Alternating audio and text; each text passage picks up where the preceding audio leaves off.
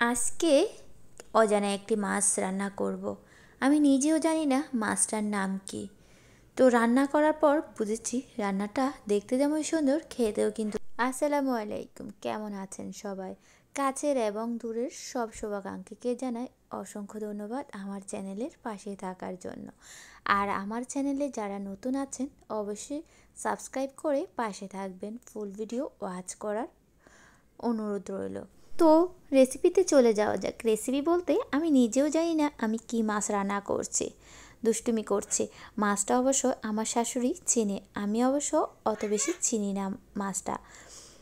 তো রান্না করতে করতে এখান দিয়ে গ্যাসটা একদমই কমে গিয়েছে। একটু রান্না করে চলে আসলাম ইন্ডাকশানে।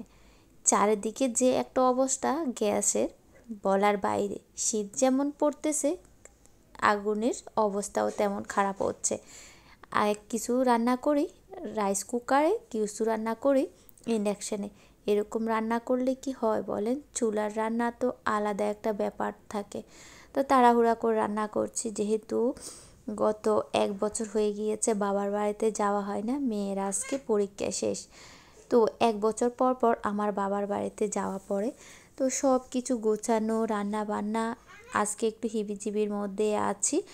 তো ভাবলাম গত কয়েকদিন আর হয়তো ভিডিও দেওয়া পড়বে না। আপনাদের একটু যদি ভিডিও কম দেখা হয় ক্ষমা দৃষ্টির চোখে দেখবেন। বাবার বাড়িতে যাব, আল্লাহ যদি ভালো রাখে সুস্থ রাখে কালকে সকালে যাব। এই জন্যই আজকে রান্নাটা তাড়াতাড়ি করে শেষ করছি। সব কিছু গুছগাছ করতে হবে। মেয়ে পরীক্ষা দিয়ে আসছে, আর এখান দিয়ে আমি রান্নাটা তাড়াতাড়ি করে গুছগাছ করে নিব। হয়তো বাবার বাড়িতে যাওয়ার পর হয়তো কোনো একটা জিনিস নেওয়ার কথা ছিল, ওটা নিতে পারি নাই। জামা হয়তো মেয়ের যেটা নেওয়ার ওটাও নিতে পারি নাই, যেহেতু দেশে অনেক শীত, কাপড় চোপড়ও সেভাবে নিতে হবে। তো ওটা মনে করে আগে থেকে সব কিছু গুছগাছ করতে হবে। এখান দিয়ে রান্নাটাও করে নিচ্ছি। মাছটা সুন্দর দেখতে, তাই না? আপনারা যদি কেউ জেনে থাকেন মাছটার নাম কি অবশ্যই আমাকে জানাবেন। আমি যদি আবার চিনি না মাছটা, তাই একটু টক দই দিয়েছি।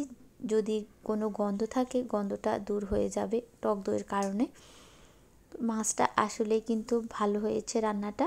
আমার শাশুড়ি শ্বশুর সবাই কিন্তু পছন্দ করেছে মাছ রান্নাটা। তো দেখতে পেয়েছেন আমি এখানে মাছটা নিয়ে আসছি ইন্ডাকশানে। আবার অবশেষে রান্নাটা কমপ্লিট করতে পেরেছি ইন্ডাকশানে এসে। মাছটা দেখতে যেমন সুন্দর হয়েছে, খেতেও কিন্তু মজার। মাছটার নাম কিন্তু না জানলেও খেতে কিন্তু দারুণ। উপরের সৌন্দর্য দিয়ে কী হবে মানুষের, ভিতরে যদি সৌন্দর্য না থাকে কোনোই লাভ নেই, এরকম আর কি। মাছটা কিন্তু চিনতে পারি না, কেমন না কেমন কত কিছু ভেবেছি, কিন্তু খেতে কিন্তু মজা হয়েছে। তো সব কিছু মিলে রান্না টান্না শেষ করে আমি কাপড়গুলো গুছিয়ে নিয়েছি। তো সবাই আমাদের জন্য দোয়া করবেন। আপনাদের সাথে নতুন নতুন ভিডিও শেয়ার করব। আর এই কদিন আপনারা আমার সাথে রাগ করবেন না, আমি সময় পেলে আপনাদের ভিডিওগুলো দেখিয়ে দিব। আজকের মতো এখানে বিদায় নিচ্ছি। ভালো থাকবেন সবাই, সুস্থ থাকবেন। আল্লাহ হাফেজ, আসসালামু আলাইকুম।